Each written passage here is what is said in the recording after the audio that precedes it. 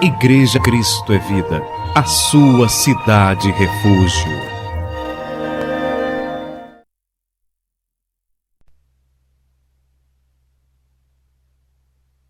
Sagrada, vamos ao livro de João, capítulo 10, versículo 10. E o tema da nossa mensagem nessa noite é: o ladrão vem somente para matar, roubar e destruir. João capítulo 10, versículo 10. São palavras de Jesus Cristo. Então o Senhor Jesus disse assim: o ladrão vem somente para roubar, matar e destruir. Eu vim para que tenham vida e a tenham em abundância. Vamos orar a Deus para que o Espírito Santo nos fale profundamente nessa noite. Oremos ao Senhor. Ó Senhor Jesus Cristo, nosso Deus e nosso Pai, nós graças te damos por estarmos aqui reunidos nessa noite, por podermos desfrutar do privilégio de ouvir a tua voz, ouvir a tua palavra, de podermos alimentar o nosso espírito com um alimento sólido, para que possamos exercitar as nossas faculdades, para termos a capacidade de discernir não apenas o bem, mas também o mal. Queremos nessa noite de domingo, meu Senhor, o domingo que é o dia do Senhor, crescer um pouco mais no conhecimento da tua palavra, crescer um pouco mais no aprendizado da tua verdade, manejar bem a palavra, para que possamos nos apresentarmos ao mundo não como simples religiosos, não como fanáticos religiosos, mas que o mundo possa ver em cada um de nós um dispenseiro dos mistérios de Deus. Que possamos, meu Deus, verdadeiramente sermos sal da terra e luz do mundo. E isso só é possível através do pleno conhecimento da verdade. Então fala-nos nessa noite, meu Senhor, fala ao teu povo, fala à tua igreja, usa-me como instrumento teu, porque a minha suficiência vem de ti. Fala através de mim, meu Senhor, e que tudo que seja falado aqui nessa noite, tudo que o teu Espírito Santo opere nesta noite, seja para a honra, para a glória e para o louvor do nome de Jesus, do nome do Senhor, e que todos que creem digam amém e amém. Glória a Deus, glória a Deus. Então, meus amados irmãos, igreja de Jesus, povo de propriedade exclusiva dele, Jesus estava fazendo uma pregação. O Senhor estava neste momento aqui sendo contestado pelas autoridades religiosas daquela época, pelos fariseus, pelos sumos sacerdotes de Israel, que não aceitavam a palavra, que não se dobravam diante da autoridade do Senhor e diante das verdades que ele pregava. Jesus tinha acabado de curar um cego, e eles pegaram o cego e queriam saber: quem é que fez isso? Quem é que te curou? Como é que pode isso? Como é que é possível uma coisa desta, né? E quando estava nessa situação em que eles tentavam colocar o Senhor contra a parede, então Jesus começa a falar algumas verdades, e dentro dessas algumas verdades, houve um momento que ele disse: o ladrão vem somente para roubar, matar e destruir. Mas ele disse: mas eu vim para que tenham vida e a tenham em abundância. Agora eu pergunto: quem é este ladrão que Jesus disse que vem para roubar, para matar e para destruir? Quem é esta figura? Quem é este personagem que Jesus se referiu aqui na sua homilia, na sua pregação? Quem é ele? Quem é este ladrão que nós temos que estar precavidos contra ele? Que nós temos que estar atento, nós temos que estar vigilante, porque a coisa é muito séria. Ele disse: olha, ele vem para matar, ele vem para roubar e ele vem para destruir. Quer dizer que ele causa um estrago violento? Quer dizer que é alguma coisa que pode trazer sérios prejuízos para a nossa vida? Mas quem é este indivíduo? Quem é este ladrão aqui? A grande maioria do povo de Deus, meus irmãos, diz que são os demônios nos ares, que é Satanás e seus demônios, que é o demônio, que é o Satanás querendo entrar na vida do crente. Por isso que você vê que aí fora, o povo de Deus vive aí assustado, com medo do diabo. O povo de Deus vive vendo o demônio por todas as partes. Eles sentem que o demônio está em derredor como espírito. E é por esta razão, é por este motivo, que tem crescido dia após dia os cultos de batalha espiritual. Hoje isso virou uma verdadeira febre, uma verdadeira epidemia no Brasil e está se espalhando pelo mundo inteiro. Os cultos de batalha espiritual, uma luta contra o diabo, uma luta contra os demônios, né? Eles dizem que são os demônios nos ares.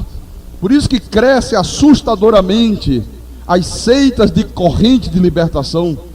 Isso você já observou, toda a seita pentecostal, ela está fundamentada neste ensinamento de que o ladrão vem somente para roubar, matar e destruir, e eles dizem que este ladrão aqui é o diabo.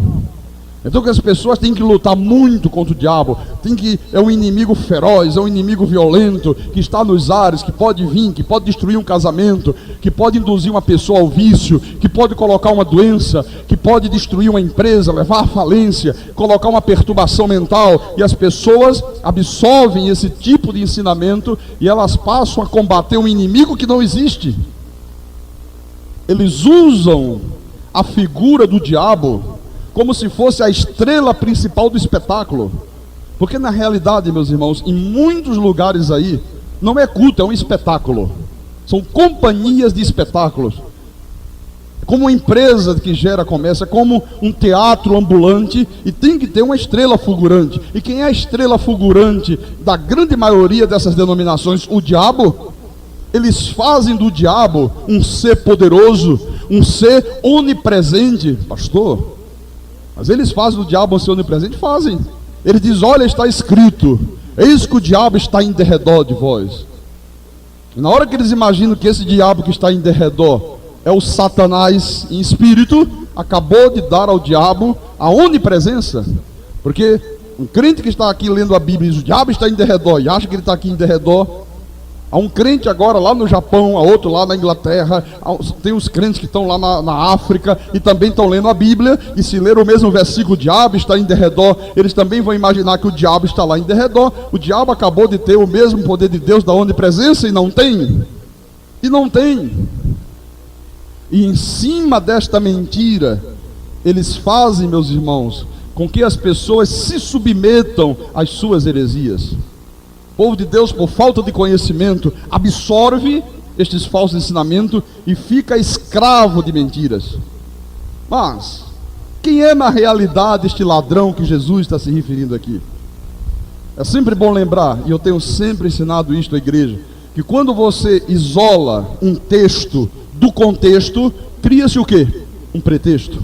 Todo texto isolado do contexto gera um pretexto. E foi exatamente isto que os ministros de Satanás fizeram com esse texto aqui. Eles separaram esse versículo do contexto daquilo que Jesus estava falando, e eles acabaram criando um pretexto para induzir o povo de Deus a crer em mentiras. Aliás, esta sempre foi a arma do diabo. Essa sempre foi a astúcia de Satanás. Porque, irmãos, o que mostra o contexto desta palavra aqui? Veja, por favor, por gentileza, no mesmo capítulo 10, versículo 1. Veja o que é que Jesus diz: em verdade vos digo, o que não entra pela porta no aprisco das ovelhas, mas sobe por outra parte, esse é ladrão e salteador. Aquele, porém, que entra pela porta, esse é o pastor das ovelhas.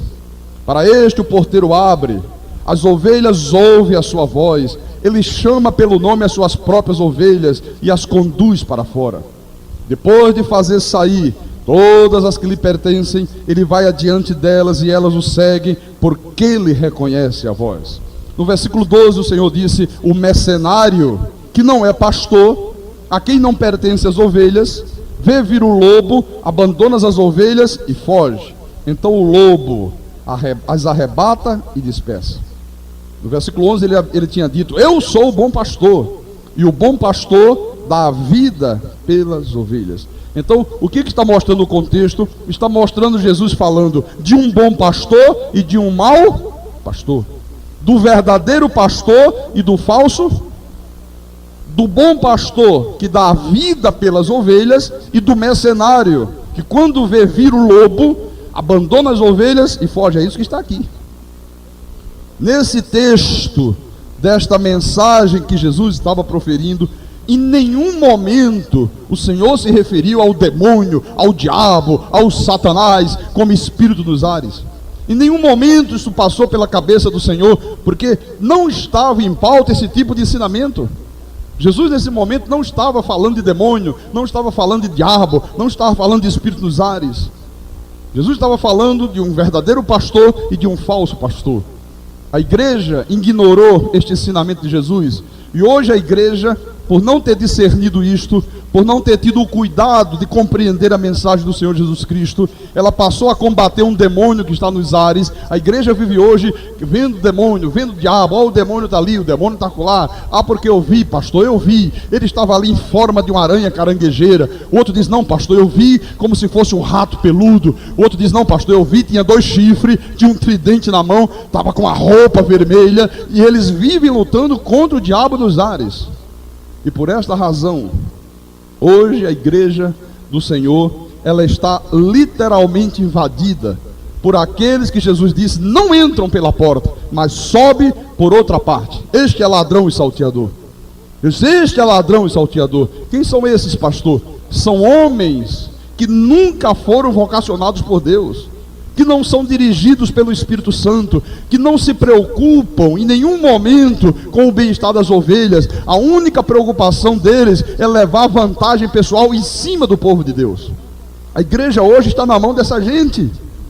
Claro que tem as exceções, sem dúvida nenhuma, mas se você olhar com olhar espiritual, se você for uma pessoa criteriosa, você vai observar que isto aqui é uma realidade, isso é uma vantagem. Então Jesus estava se referindo aos fariseus. Jesus estava chamando de ladrão os falsos líderes religiosos, que através de uma capa religiosa, já naquela época, eles procuravam subjugar o povo de Deus. Só que eles estão agindo hoje da mesma forma. Não acabou naquele tempo não, eles continuam por aí. Então, Jesus é o bom pastor. E Ele mesmo, o Senhor Jesus, Ele constituiu o pastor e continua constituindo para pastorear as suas ovelhas. Apocalipse diz isso, ele diz que os pastores estão nas mãos dele. São homens que Ele constitui, é Deus que constitui. Homens que têm uma autoridade divina, que manejam bem a palavra. Homens que estão dispostos a sacrificar a própria vida em prol do reino de Deus. Esse é o verdadeiro pastor. Agora, como é que nós podemos compreender quais são as características do verdadeiro pastor? O pastor de Deus, o homem de Deus, aquele que realmente tem a unção de Deus, que tem a autoridade divina. Eu vou citar alguma dessas características para você. Em primeiro lugar, o Senhor disse, ele entra pela porta no aprisco das ovelhas. O bom pastor, o verdadeiro pastor, ele entra pela porta. Ele diz, para estes o porteiro abre. Este porteiro abre, porque quando tinha o aprisco das ovelhas, então as ovelhas ficavam lá dentro do aprisco, havia um muro grande que ficava em volta. Em cima daquele muro eles colocavam muitos espinhos, muitas plantas espinhosas, para evitar que o lobo entrasse e devorasse as ovelhas. E quando o pastor chegava, havia um portão muito grande que era para proteger a entrada, e havia um porteiro que tomava conta. Quando o verdadeiro pastor daquelas ovelhas chegava, o porteiro olhava, opa, esse é o verdadeiro pastor. Abria a porta e ele entrava. O falso pastor, ele dizia, bom, se eu for pela porta, o porteiro vai olhar, bom, esse não é pastor, esse não é o verdadeiro pastor, não vou abrir a porta. Então o que ele fazia? Ele procurava meios de entrar no aprisco das ovelhas por outra forma, de outra maneira. É isso que Jesus estava dizendo aqui. Então o verdadeiro pastor entra pela porta, ele segue, sabe, os caminhos espirituais de Deus. Ele não é um aventureiro, ele não é uma pessoa, sabe, que se arvora a pastorear ovelhas sem que tenha de fato, de verdade, uma chamada divina. Ele não é um mercenário, ele não o faz em troca de dinheiro, ele está sempre disposto a qualquer sacrifício em prol do reino de Deus. Outro dia eu atendi uma pessoa aqui, que veio falar comigo no gabinete pastoral, e ele disse, eu vim conversar com o senhor, eu sou um pastor, eu pastorei uma igreja lá, aquelas bandas ali de Pontezinha, Pontes Carvalho, E ele veio com uma senhora que estava com ele, não sei se era esposo, o que era. E ele disse: eu lhe ouvi pelo rádio, e eu prego também a graça, eu conheço a graça de Deus. Eu digo: opa, meu irmão, glória a Deus, tu conheces a graça? Eles: conheço, mas lhe ouvi, estou aqui porque eu queria aprender mais do que eu já conheço. E eu conversei com esse homem, em 10 minutos, eu vi que esse homem não conhecia nada da graça de Deus. Estava mentindo. Estava com mentira, estava com dissimulação. E depois de eu conversar bastante, vi que ele não entendia nada de Bíblia. Eu digo: irmão, foi ordenado por qual denominação? Qual foi o ministério? Qual foi a igreja que te ordenou pastor? Ele disse: não, igreja? Sim, mas como assim, pastor? Como assim? Você não está entendendo meu português, meu irmão? Qual foi a igreja que te constituiu pastor? Qual foi o ministério que tinha autoridade de Deus que ordenou você um pastor, um pregador da palavra? Ele disse: não, veja bem... eu fazia parte aí de uma igreja, mas eu vi muita coisa errada, eu vi umas coisas lá que eu não concordei, e aí eu decidi pregar por minha conta. Olha aqui. Não entra pela porta, sobe por outra parte. O Senhor disse: esse é ladrão e salteador. Esse, o objetivo dele é outra coisa. Nós já tivemos casos aqui no nosso ministério. Nós tivemos pessoas aqui que agiram da mesma forma. Nós tivemos um rapaz aqui, fez seminário, escola de profeta, já tinha começado a escola de profeta. Ele me pediu: pastor, deixa eu frequentar. Olha, eu queria tanto aprender, eu tenho tanta vontade, pastor, eu quero só aprender, o que eu quero é aprender. E insistiu tanto, me pediu tanto, que eu permiti que ele fizesse. Hoje esse homem vive por aí agredindo as outras igrejas, lá para a banda de Camaragibe, né? Diz que comprou uma caixa de som, aí bota na frente das igrejas e começa a agredir, perturba o culto dos outros. E quando as pessoas vão falar com ele: não, eu sou independente, Deus me constituiu um pastor e eu faço o que eu quero. Isso não é pastor, isso é um aventureiro, isso é um mercenário. Então, primeira característica: o bom pastor, o verdadeiro pastor, ele entra pela porta. Ele está debaixo de um ministério, de um manto ministerial. Ele foi ordenado pastor por uma autoridade de Deus. Segunda característica: o verdadeiro pastor, ele é o modelo do rebanho. Ele é modelo em tudo, meu irmão. Quem é pastor de fato, de verdade, ele tem que ter um padrão de vida, um tipo de comportamento que possa ser imitado por todas as ovelhas. Se ele não tem esse tipo de comportamento, ele tem que ser um modelo do rebanho como marido, ele tem que ser um modelo como pai, ele tem que ser um modelo como pastor mesmo, como homem de fé. As suas atitudes têm que servir de modelo para todo o povo de Deus. Terceira característica: o verdadeiro pastor, ele tem a capacidade de guiar o rebanho de Deus, tanto no que diz respeito às coisas desta vida, às coisas seculares deste mundo, como no que diz respeito às coisas espirituais da vida eterna. Se ele não tem esta capacidade, ele não é pastor. Ele não pode guiar as ovelhas. Ele tem que ser um exemplo moral para o povo de Deus. É a quarta característica. Quinta característica: o pastor de Deus, ele protege as ovelhas dos ataques dos lobos vorazes. Ele está sempre pronto a defender o rebanho. Ele não permite que as ovelhas sejam atacadas pelos lobos vorazes, pelos falsos profetas, pelos falsos pregadores, pelo joio que se introduz no meio do trigo, pelo lobo que por vezes adentra a igreja fantasiado de ovelha, mas que é um lobo devorador. Sexta característica: a exemplo do Senhor Jesus Cristo, o verdadeiro pastor, ele se notabiliza pela sua ousadia, pela sua coragem em se insurgir contra o erro e contra aqueles que se dizem de Deus e não são. Olha o que eu vejo os pregadores aí se acovardarem, meu irmão. Você não vê pastor que tenha coragem de levantar a voz e dizer: isto é do diabo, isso está errado, isto é contra Deus. Você não vê. Há um espírito de covardia hoje que domina por inteiro os pregadores. Não vamos se meter com isto, cada um faz a sua coisa, todo mundo é de Deus, está tudo muito bem, eles também estão pregando Bíblia, eles também falam de Jesus, eles fazem lá umas coisinhas erradas, sabe? Mas são nossos irmãos em Cristo. Isto não é pastor. Não foi desta forma que Jesus se comportou, não foi desta maneira que Paulo se comportou. Jesus, ele sempre se insurgiu contra o erro religioso. Jesus sempre se insurgiu contra aqueles que se arvoravam em serem de Deus. O Senhor disse: não são. Jesus dizia: vós sois do diabo, que é o vosso pai. Vocês não estão crendo na minha palavra, você não se submete ao que eu estou pregando, vocês são filhos do diabo. Não era assim que Jesus procedia, ou não era? Jesus era o exemplo, Jesus é o modelo de um bom pastor, do verdadeiro pastor. E a sétima característica: o verdadeiro pastor, ele zela pela igreja com zelo de Deus. Aí você vê, meus irmãos, todas essas características que eu estou mostrando à igreja nessa noite, elas contrastam violentamente contra os falsos pastores. Elas entram em contraste com os falsos pastores. Por que, pastor, que entra em contraste? Porque o falso pastor, ele não pode em nenhum momento oferecer nenhuma dessas vantagens aqui ao povo de Deus. O falso pastor, ele não tem a capacidade de viver isto aqui. O falso pastor, ele não entra pela porta, ele não segue os canais espirituais competentes, ele ilude o povo de Deus, ele engana, ele dissimula, ele não dá ouvidos à voz da verdade. Ao invés da Bíblia, da verdade divina, o que eles ensinam aos homens? Tradições humanas. Ao invés deles darem ouvidos à voz de Deus, eles dão ouvidos à voz de uma convenção, à voz de um concílio. Às vezes diz: não, está na Bíblia, mas a minha convenção diz que é diferente.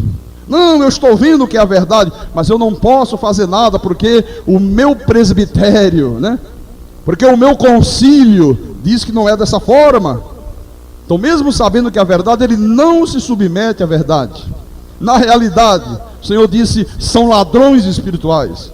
Jesus disse: olha, eles se preocupam só com o lucro. A única coisa que eles estão preocupados é com a fama pessoal, em obterem uma posição de prestígio e nada mais. O único alvo deles é esse aí. Meus irmãos, igreja de Jesus, são esses ladrões espirituais que têm assaltado violentamente a igreja de Jesus e têm roubado todo o magnífico tesouro da graça de Deus. Ao invés da santa palavra da graça de Deus, hoje você vê a igreja do Senhor, o povo de Deus, iludido por fábulas, o povo de Deus enganado, engoldado por tradições ímpias, por fantasias que essa gente cria, fantasias que foram criadas por homens perversos e maus. Eles roubaram a verdade da graça de Deus. Em lugar desta verdade da graça, eles deixaram dentro da igreja, estão imputando à igreja ensino de demônios. Paulo falou sobre isto na primeira epístola a Timóteo, primeira epístola de Paulo a Timóteo, capítulo 4, versículo 1 e 2. Veja o que diz o apóstolo São Paulo. Ele disse: ora, o Espírito afirma expressamente, quer dizer categoricamente, quer dizer que aqui não há possibilidade de erro, aqui não há possibilidade de dúvida, aqui não é uma coisa dúbia, é uma coisa explícita, categórica, O que o Espírito Santo afirma categoricamente? Que nos últimos tempos alguns apostatarão da fé, por obedecerem a espíritos enganadores e a ensinos de demônios, pela hipocrisia dos que falam mentiras e que têm cauterizada a própria consciência.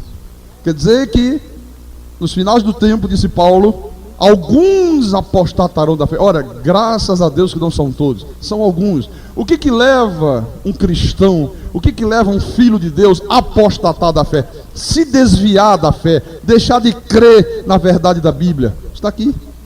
Quando ele obedece a espíritos enganadores e a ensinos de demônios.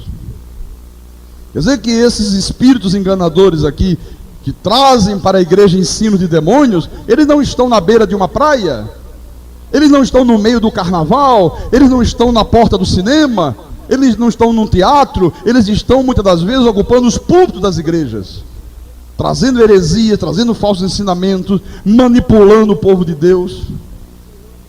Esta semana que passou, o Papa visitou, o povo judeu visitou Israel, e eu estava vendo a televisão e passou um dos noticiários, não lembro qual foi o canal que passou, um ministro lá de Israel, premier de Israel, dizendo que esta visita do Papa era o primeiro passo para que pudesse haver uma comunhão entre os judeus e entre os cristãos. Quem ouviu isso?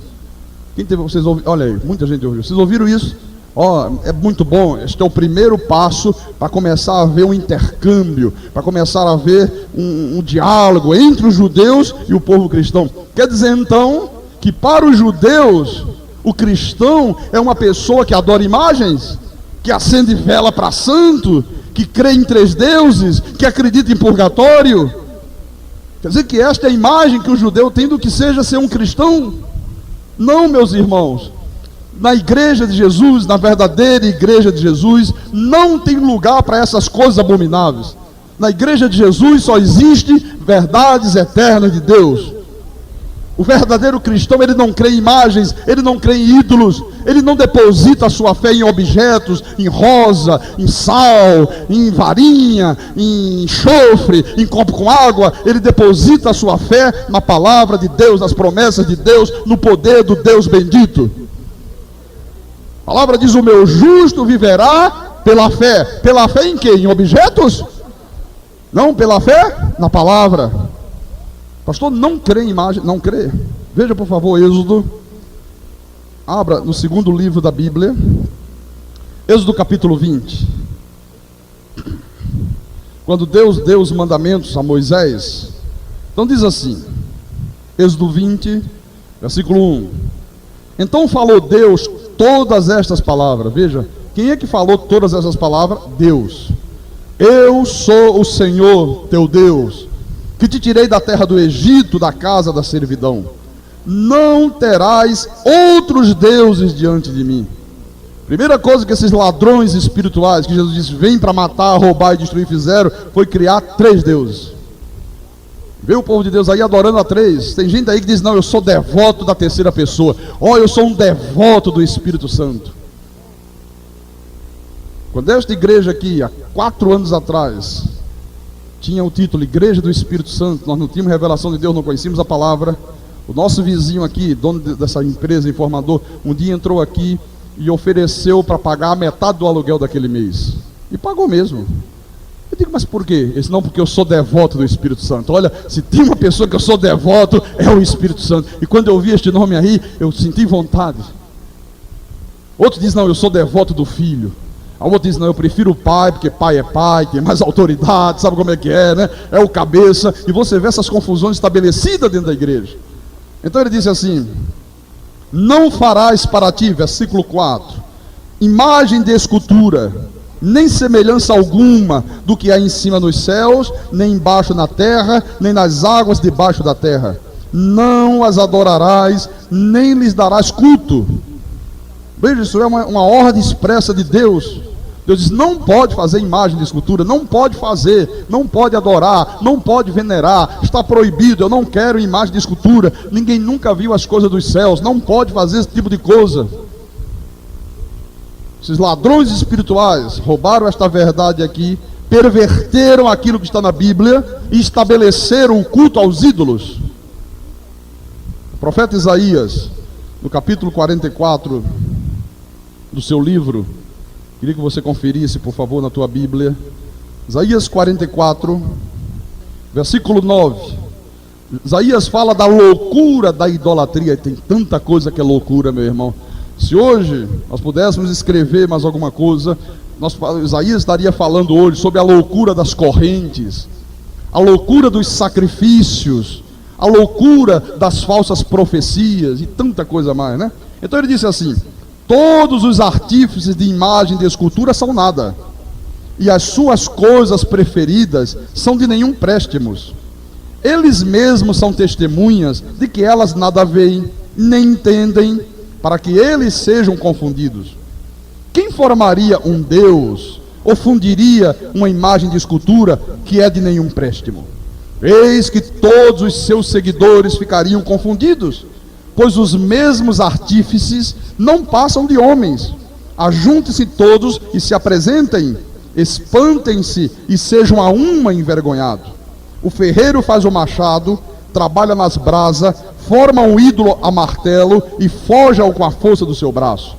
Ele tem fome e a sua força falta, não bebe água e desfalece.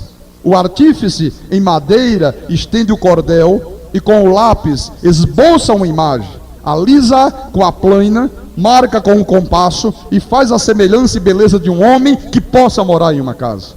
Você vê? São coisas claras de Deus. Deus está dizendo: isso é uma loucura.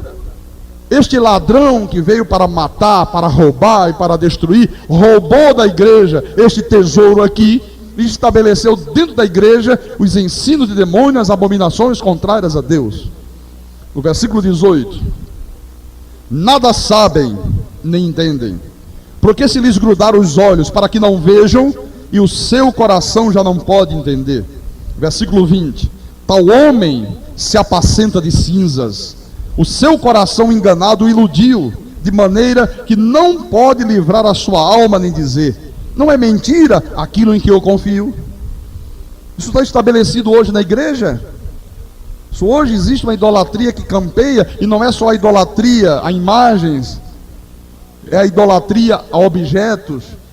O povo de Deus hoje vive uma idolatria violenta. Igrejas que outrora eram igrejas que estavam voltadas única e exclusivamente para a palavra, já aderiram a essas coisas abomináveis. Não, você vai beber esse pouquinho de mel, você vai ficar curado, o capeta vai sair, você vai usar esse mel e Deus vai fazer milagre. Isto é idolatria. Idolatria não é só quando você se volta para a imagem de um homem. Idolatria é quando você direciona a tua fé para objeto ou coisas, diz a palavra. Paulo encontrou uma idolatria tremenda na Grécia. Atos capítulo 17. Livro de Atos dos Apóstolos, capítulo 17, versículo 16. Então diz assim: enquanto Paulo os esperava em Atenas, o seu espírito se revoltava em face da idolatria dominante na cidade.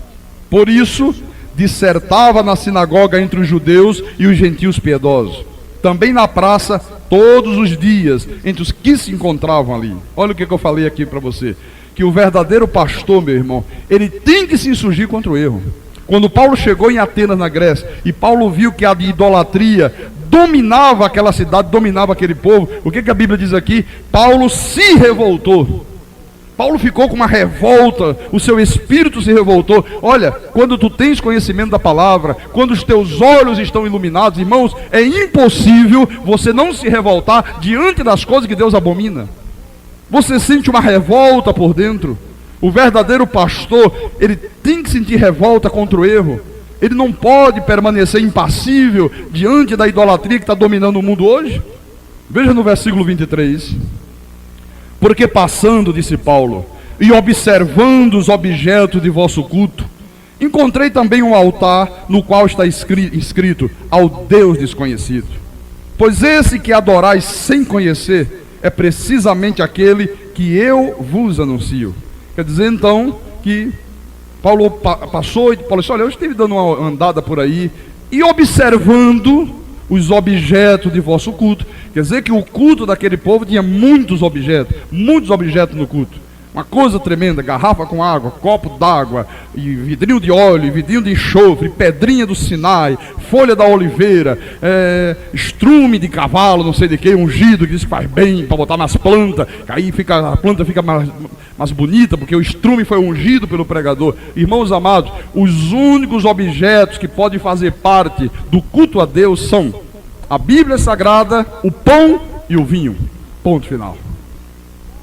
Cruz, rosário, velas acesas, sal, ídolos, rosa, pedra, né? Pedacinho não sei de que, arruda, enxofre, o lenço que Paulo usou, o lenço de Paulo, tudo isto é abominação no culto a Deus. Não pode exigir Paulo: olha, eu observei aí os objetos de vossos cultos e vi que a coisa está preta, a coisa está braba. Paulo continuou e no versículo 29, Paulo disse para aquela gente: sendo, pois, geração de Deus, não devemos pensar que a divindade é semelhante ao ouro, à prata ou à pedra, trabalhados pela arte e imaginação do homem.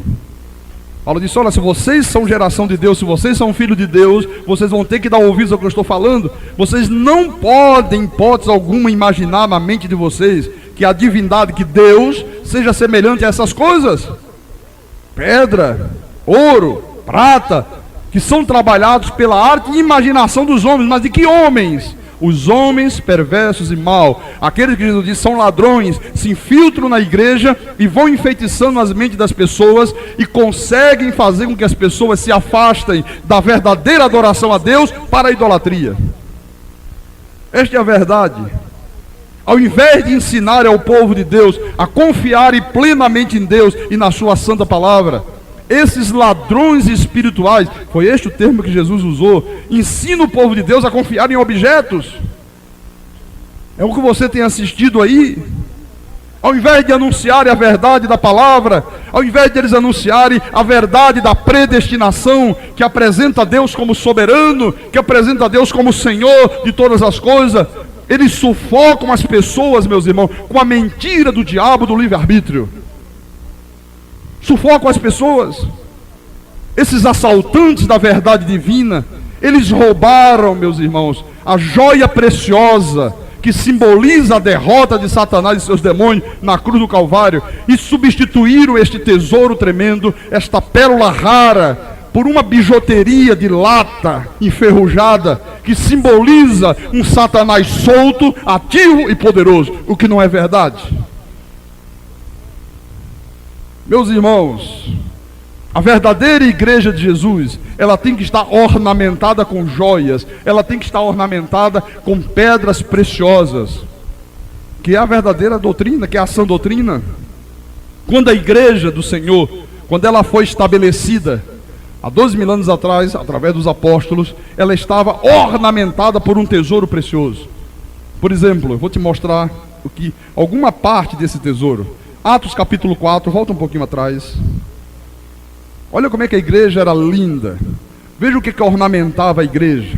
Atos capítulo 4, versículo 11 e 12. Pedro e João estavam perante o sinédrio, né? Perante os Anás e Caifás da vida aí. Eles que se julgam as autoridades, os donos da religião, os donos do povo.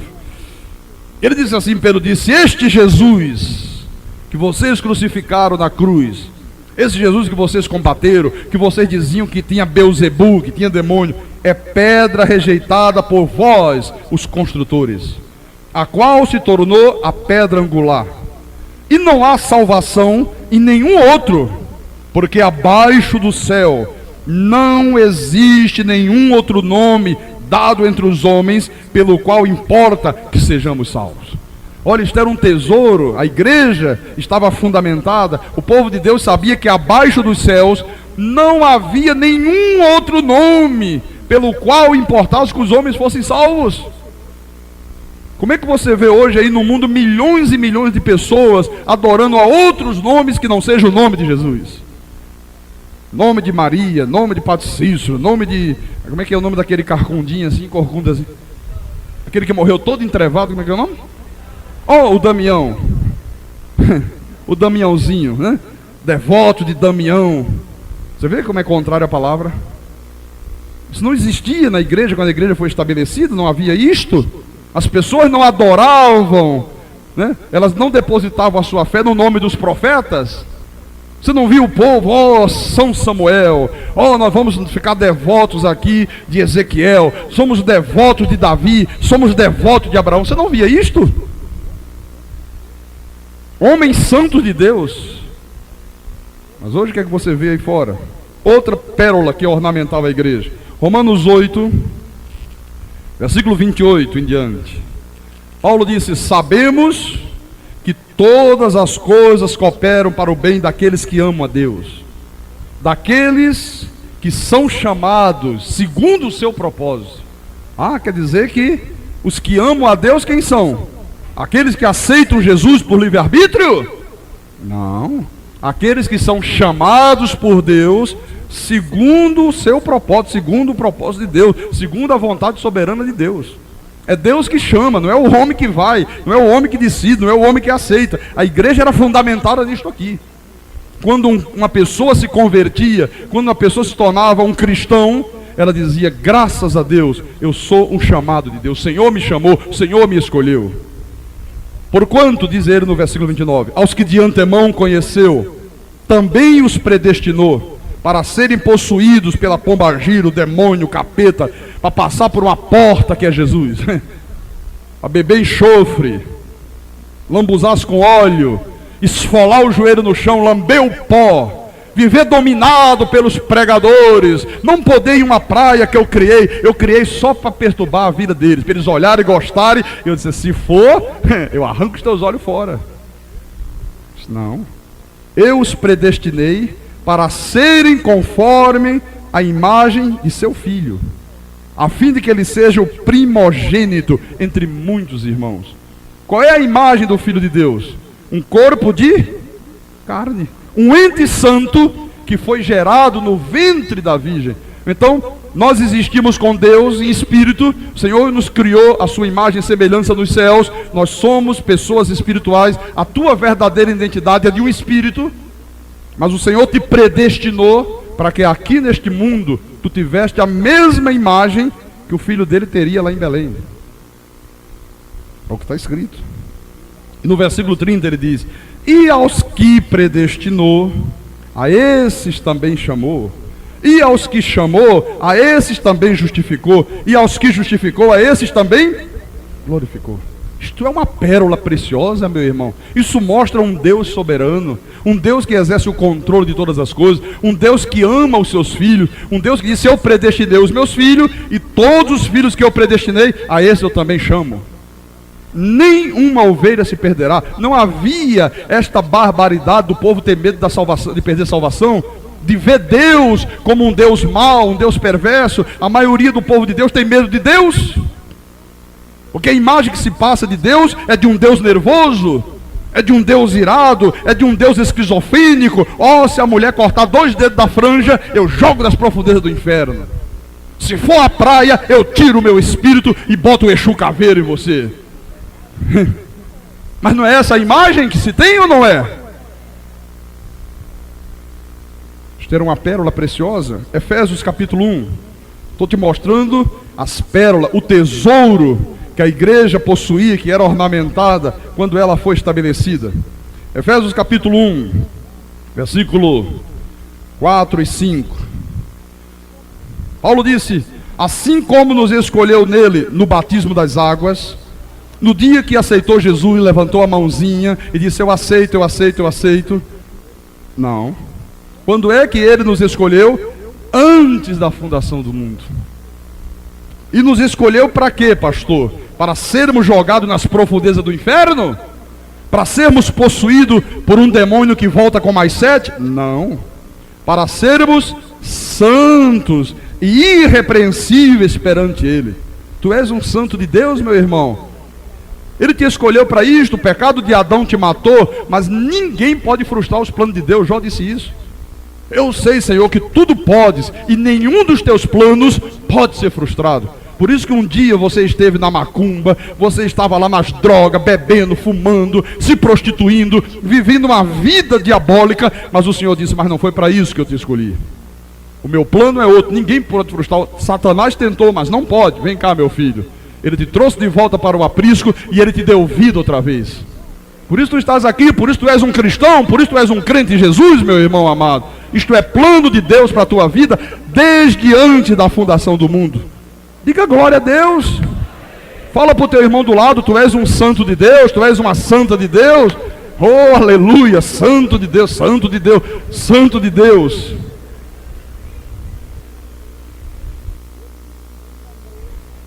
E ele disse: e em amor, nos predestinou para Ele, para a adoção de filhos, por meio de Jesus Cristo, segundo o beneplácito da sua vontade. A igreja estava fundamentada na doutrina da predestinação. Os irmãos, quando a igreja foi estabelecida, diziam: eu sou um predestinado, eu sou um cristão, eu sou um seguidor de Jesus, porque o Senhor me predestinou em amor, segundo o beneplácito da sua vontade. Não foi segundo o meu livre-arbítrio, não foi a minha vontade, foi uma vontade soberana dele, de Deus. Efésios 1,13, Paulo disse: em quem também vós, depois que ouvistes a palavra da verdade, as doutrinas que não pode cortar o cabelo, que não pode ir à praia, não pode ver televisão, não pode pintar as unhas, não pode isso, não pode aquilo, é isso que está na Bíblia. A palavra da verdade, O evangelho da graça de Deus. O evangelho da vossa salvação. Tendo nele também crido, foste selado com o Santo Espírito da promessa. Então a igreja sabia, meu irmão, que na hora que se ouvia a palavra da verdade, o evangelho da salvação, Deus imputava o dom da fé, a pessoa cria, e naquele exato momento ela era o quê? Selada com o Santo Espírito da promessa. Como é que o povo de Deus crê hoje? Irmão, você tem que buscar o Espírito Santo. Tem gente aí, 30 anos dentro da igreja, dizendo que não tem o Espírito Santo. Não, pastor, eu sou crente, eu creio em Jesus. Oh, eu amo o Senhor, eu creio muito em Deus, pastor. Eu tenho a minha Bíblia, eu não falto os cultos lá da minha denominação. Só que eu não tenho o Espírito Santo ainda. Como é que é possível? Você sabe a angústia que se apodera de uma pessoa que tem 30 anos servindo Deus e diz que não tem o Espírito Santo? Eu não sei, pastor, eu não sei o que está acontecendo, eu não entendo porque que Deus não me deu o Espírito Santo ainda. Tanto irmão lá na igreja que diz que tem, mas eu não tenho. Eu já pedi, já clamei, já orei, já jejuei, já subi monte, já desci monte, já participei de vigília, já botaram a mão na minha cabeça, já botaram eu ficar falando aleluia, aleluia, aleluia, aleluia, aleluia. Eu já embolei minha língua e disse, não é o Espírito Santo ainda. Não, a igreja primitiva, o povo tinha um equilíbrio.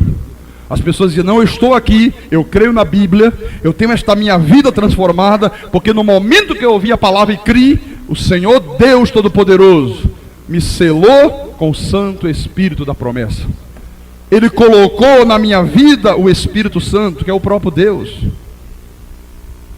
Filipenses 1:6, capítulo 1, versículo 6. Paulo diz assim, estou plenamente certo. Paulo não tinha dúvidas, diferente dos pregadores hoje, né?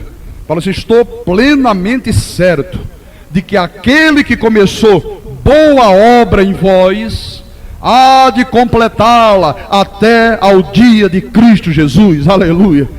Paulo diz, olha, aquele que te chamou das trevas e trouxe para a luz, aquele que começou a boa obra em você, que te tirou lá do inferno, te tirou da macumba, te tirou das correntes, te tirou da idolatria, te tirou da bruxaria, te tirou da bebida alcoólica, da prostituição, do adultério, do homossexualismo. Eu estou absolutamente certo que este Deus que começou esta boa obra, Ele há de completá-la até o dia de Cristo Jesus.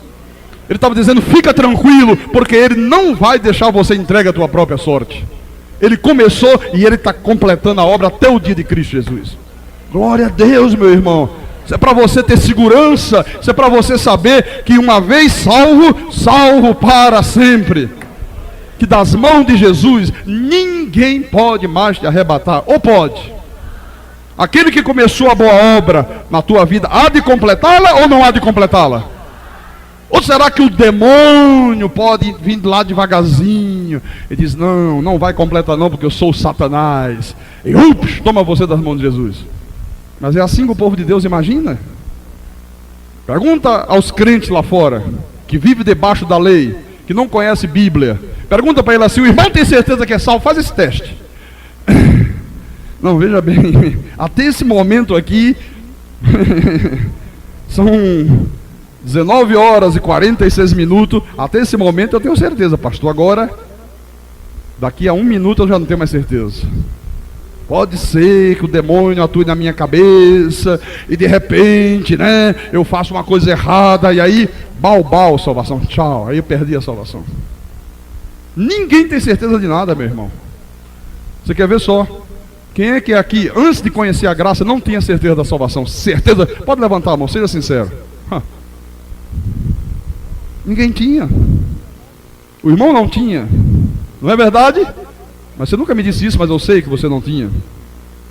E ele só veio 2 vezes aqui, mas eu já fui lá, eu sei que não tinha. Eu sei, ele é de outra denominação. Bom, Colossenses 1:13. Vamos continuar vendo os tesouros maravilhosos que ornamentavam a igreja, que foram roubados. Colossenses capítulo 1, versículo 13. Paulo disse, Ele nos libertou. Libertou ou vai libertar? Libertou, meu irmão. Ele nos libertou do império das trevas e nos transportou para o reino do Filho do seu amor. Quando é que Jesus nos libertou do império das trevas? Na cruz do Calvário. Naquele momento de cruz, quando ele disse, está consumado, ele nos libertou, meu irmão. Não tem mais império das trevas, agora o que existe é o reino do Filho do seu amor. Colossenses capítulo 2, versículo 20. Olha como é que a igreja tinha tesouros. Tudo isso ornamentava a igreja, são pérolas preciosas, meu irmão. Paulo disse, se morreste com Cristo para os rudimentos do mundo, quem é que já morreu com Cristo? Levante a mão e diga, glória a Deus. Tu já morreste com Cristo, de fato e de verdade? A tua velha criatura já morreu, já foi sepultada? Então ele disse, por quê? Como se vivesses no mundo, vos sujeitais a ordenanças, não manuseis isto, não proves aquilo, não toque aquilo outro, segundo os preceitos e doutrinas dos homens. Paulo diz, então por que vocês continuam escravos de homens? Por que vocês se sujeitam àquilo que os homens determinam? Onde está na Bíblia, meus irmãos? Me mostrem, por favor, onde está na Bíblia Deus proibindo alguém de assistir televisão. Mas os homens colocaram isso dentro da igreja. Onde está na Bíblia Deus proibindo uma mulher de depilar as pernas? Onde está na Bíblia Deus dizendo, não, eu gosto das mulheres tudo peludo, igual o gorila, sabe? Eu gosto muito disso, eu sou um Deus maluco, louco. Onde está na Bíblia Deus? Você já viu alguma vez Jesus dizer, olha, você está usando batom, vai para as profundezas, você é Jezabel? Onde é que você já viu isso aqui na Bíblia? Lugar nenhum. Não pode usar uma bermuda, meu irmão, bermuda é do diabo. Mas isso está estabelecido dentro da igreja. Não pode ir à praia. Você sabe o que é uma pessoa viver a vida inteira, meu irmão? Cheio de vontade de ir a uma praia, tomar um mergulho, tomar um sol, e vem certos indivíduos e dizem, não pode. Se for, meu irmão, estás frito. Se for, vai ser jogado dentro do caldeirão de azeite fervendo. É isso que eles dizem. O irmão Oliveira, que é diácono hoje aqui da igreja, 15 anos de Assembleia de Deus. E ele ouviu o programa de rádio um dia, e eu estava pregando essas verdades, e ele disse que o Espírito Santo causou um impacto tão grande nele. Com uma semana que ele ouviu o rádio, ele disse que pegou a mulher dele, nega, eu ouvi uma verdade tremenda que eu não conhecia, eu tenho direito à praia, pega as crianças, e disse que pegou o ônibus e bum, se mandou para a praia. Mas irmão, isso é uma prisão? Mas é verdade, meu amado? Isto é uma prisão tremenda. A esposa de um coronel do exército ligou para mim de Brasília. Ela foi evangelizada pela esposa do pastor Álvaro, aquele que é major do exército, que foi transferido, que está para voltar daqui a um ano. E evangelizou esse pessoal. Eles foram para Brasília, evangelizou com as fitas da nossa igreja, as mensagens gravadas. Semana passada ela ligou outra vez para mim, e ela disse, pastor amado, eu recebi aqui umas fitas, que ela ligou para cá, comprou fitas, e ela disse, eu estava ouvindo a mensagem, não sejais como o cavalo e a mula, o senhor não imagina a felicidade que eu estou aqui. Eu digo, por quê? Eu digo, por quê? O que é que a irmã ouviu aí que deixou a irmã tão feliz da vida? Ela disse, pastor, olha, como eu gostava de ouvir música do Roberto Carlos. Músicas bonitas, músicas que falam de amor. Às vezes eu gostava de botar um CDzinho, ficava eu e meu marido aqui na sala, sabe? Umas músicas lindas, coisas puras.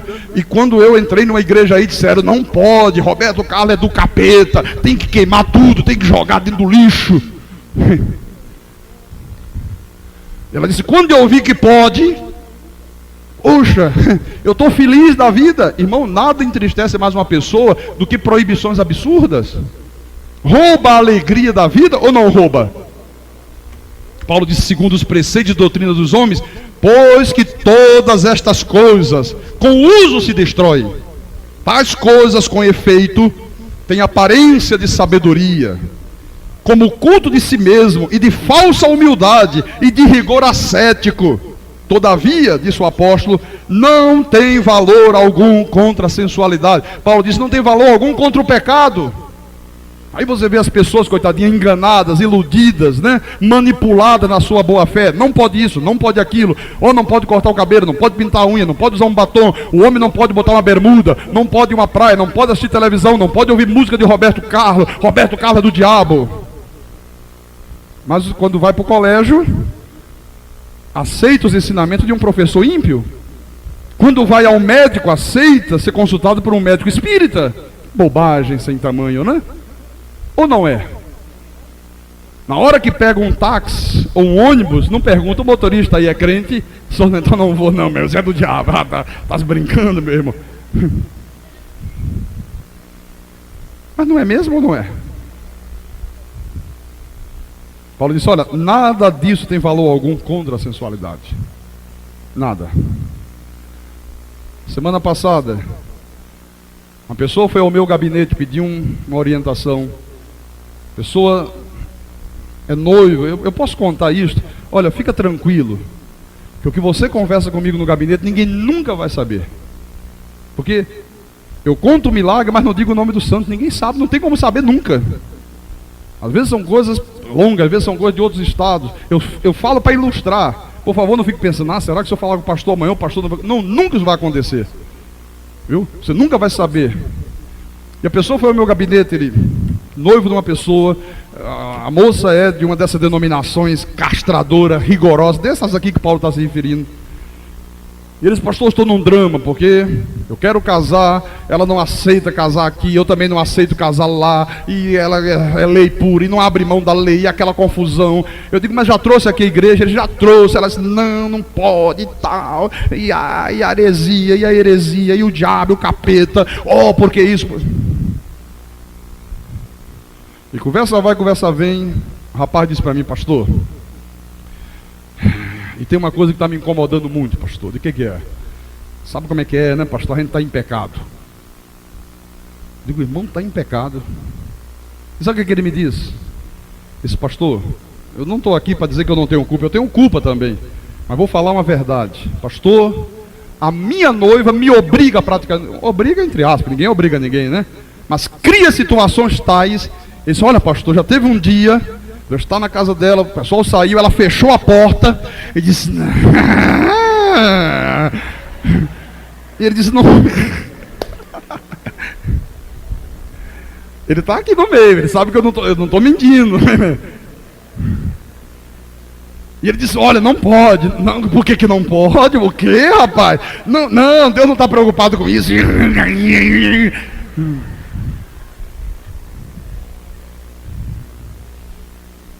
Olha o que Paulo diz. Essas coisas não têm valor algum contra o pecado, meu irmão. Aonde você vê mais pecados, é exatamente onde essas doutrinas de homens estão estabelecidas. Onde mais as pessoas mentem, onde mais as pessoas dissimulam, onde mais há adultério, prostituição, safadeza, sem vergonhice. Se eu contasse aqui as coisas que eu ouço no meu gabinete, que são coisas que não edificam e pode até prejudicar as pessoas espiritualmente, por isso que eu não conto. Você ia procurar um buraco para se enterrar e sumir para nunca mais aparecer na vida. Então vamos continuar.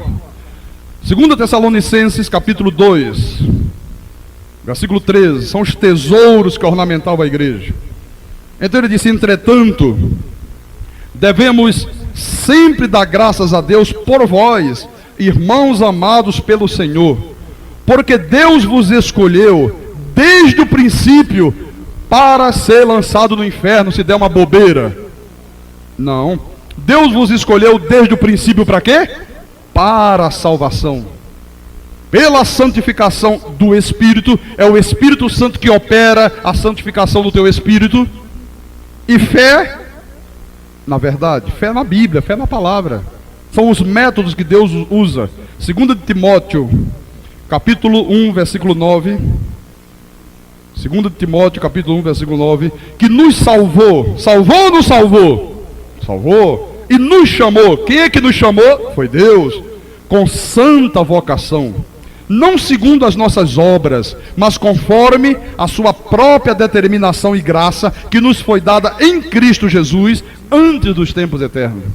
Quer dizer que antes dos tempos eternos, antes da fundação do mundo, o Senhor Deus já nos havia dado em Cristo Jesus, né, com a sua própria determinação e graça, a nossa salvação, a nossa vida eterna. Ela se manifestou em Cristo, mas já havia sido dada antes dos tempos eternos. Amém? Olha, as coisas de Deus são coisas de eternidade. As coisas de Deus não são coisas de agora, não. Elas se manifestam hoje, mas já está determinada por Deus desde antes da fundação do mundo. Tito capítulo 3, versículo 5.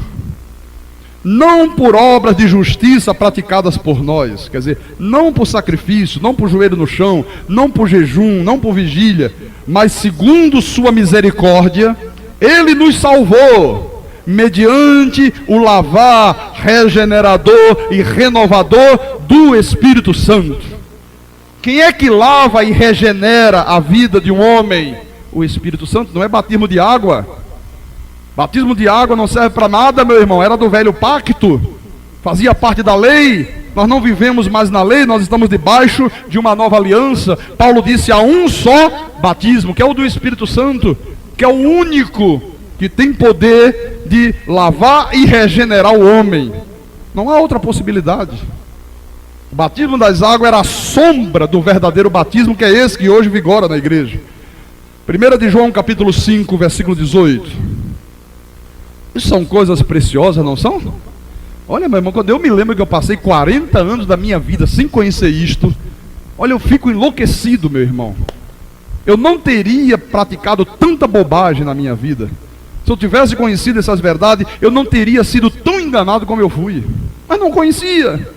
Eu acreditava em tudo. Qualquer vagabundo que pegava uma Bíblia, eu achava que era pastor e respeitava.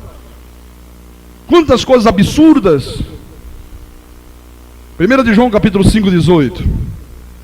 Sabemos que todo aquele que é nascido de Deus não vive em pecado. Antes, aquele que nasceu de Deus o guarda, e o maligno não lhe toca. Há possibilidade de um maligno tocar na tua vida? Não há, meu irmão. A Bíblia diz: o maligno não lhe toca. Há a possibilidade de um crente em Jesus viver pecando, viver na prática habitual do pecado? Não há, está escrito aqui na Bíblia que não há. Não há esta possibilidade. Você sabe o que a igreja criou? A igreja não, os falsos pastores. Aquele que Jesus disse: não entra pela porta, sabe? Não, mas ele é crente, é que é um crente carnal, sabe? É um crente, não, que crente carnal? Ele é um demônio encarnado, isso sim. Que história de crente carnal é essa?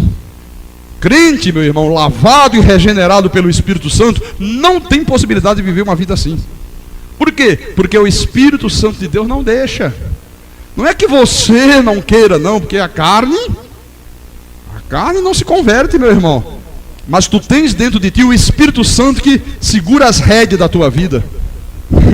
Amém? Você crê nisto? João capítulo 10, livro de João.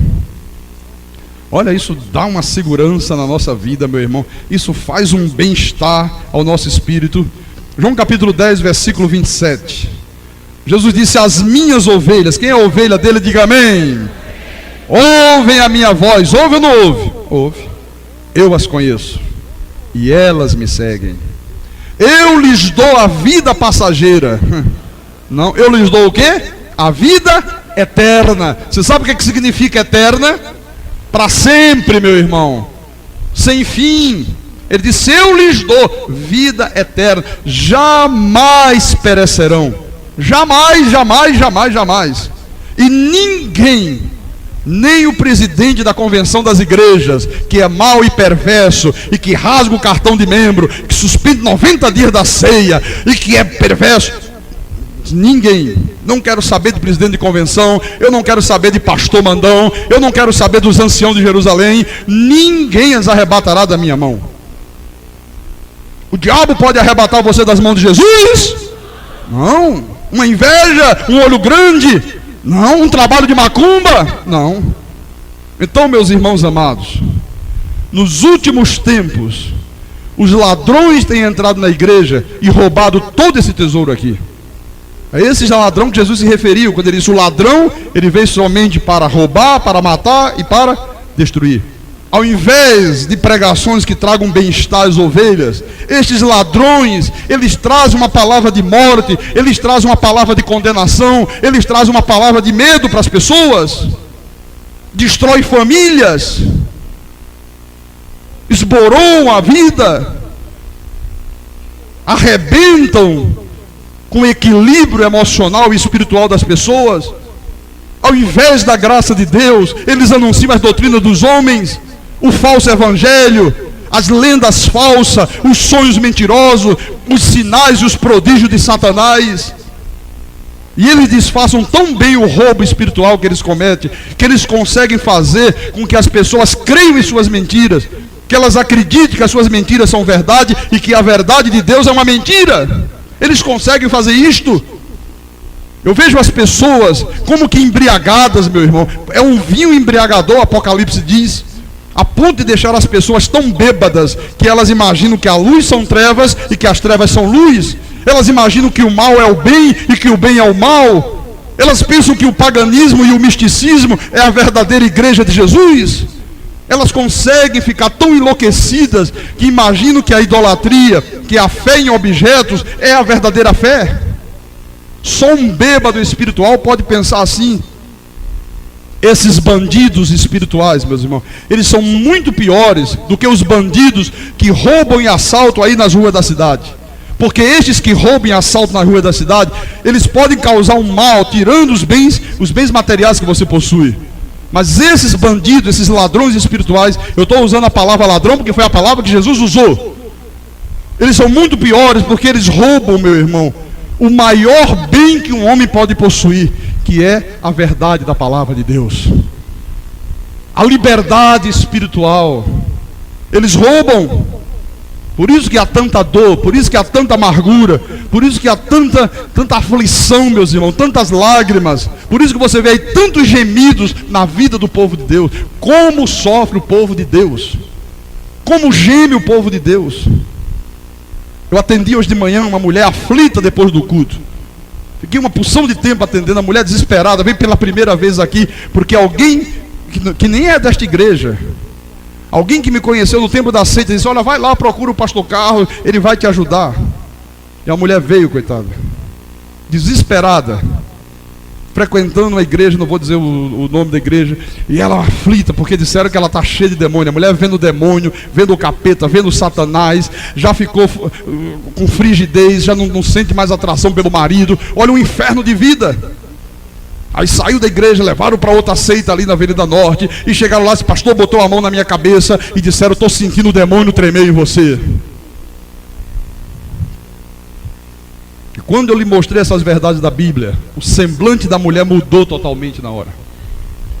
Ela vai procurar a senhora, viu, pastor Amparo? Terça-feira, à tarde, eu mandei que ela viesse lhe procurar, para que a senhora dê um apoio a ela, viu? Ela precisa conversar com a senhora, tá certo? Então ela vai vir procurar a senhora aqui, aflita, desesperada a mulher. Louca, enlouquecida, meu irmão. São esses bandidos espirituais que fazem isso. Agora eu quero terminar dizendo para você, meu irmão amado, esses ladrões não podem ser combatidos como se combate os ladrões comuns. Não pode ser combatido com fuzil, com metralhadora. Não, nós só podemos combatê-los com a espada do Espírito, que é a palavra de Deus. Quando esta palavra é pregada, meu irmão, quando esta verdade é anunciada ao mundo, aí ela tem um poder poderoso. Ela é mais poderosa do que a bomba atômica, ela é mais poderosa do que um fuzil AR-15, ela é mais poderosa do que uma granada. Ela é a palavra de Deus, e somente esta palavra pode combater os ladrões da verdade divina, meu irmão. Só esta palavra, só esta palavra, só este evangelho, em nome de Jesus. Não há outra, não há outra, não há outra.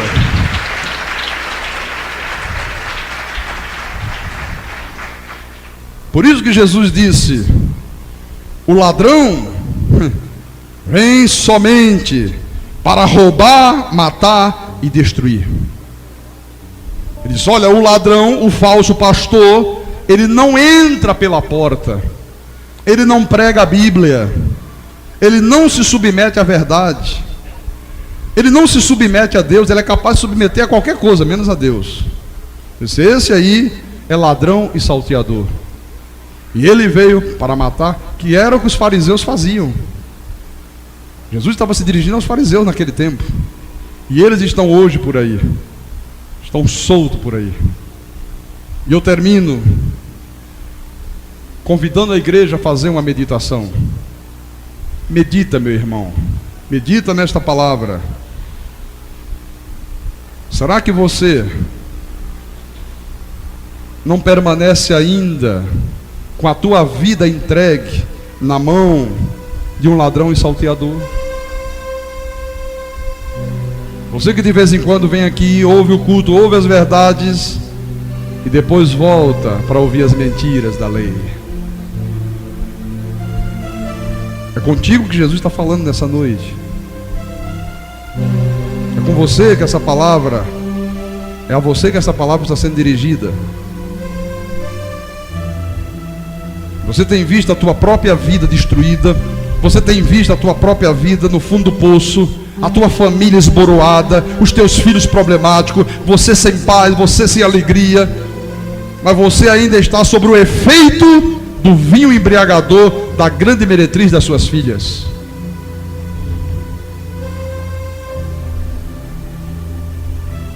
O Senhor disse: sai dela, povo meu, sai dela, povo meu, para não serdes cúmplices das suas obras más e para não participardes dos seus flagelos. Quem tem ouvidos, ouça o que o Espírito de Deus falou à igreja nessa noite. Em nome do Senhor, em nome de Jesus.